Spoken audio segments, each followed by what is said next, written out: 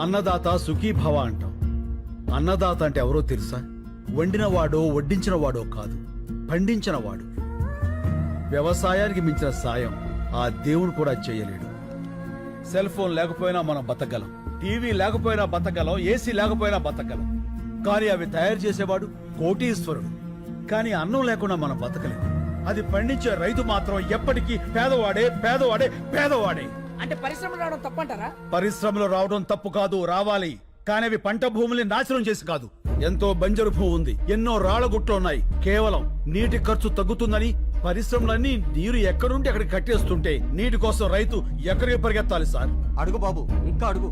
మన దేశంలో గత 10 ఏళ్లగా 1,71,105 మంది రైతులు ఆత్మహత్య చేసుకున్నారు. అందులో 25,400 మంది మన తెలుగు రైతులే ఉన్నారు. అర్ధగంటకో రైతు అర్ధాంతరంగా చచ్చిపోతున్నాడంటే మీరు నమ్మగలరా? కానీ ఇది పచ్చి నిజం. చావు కూడా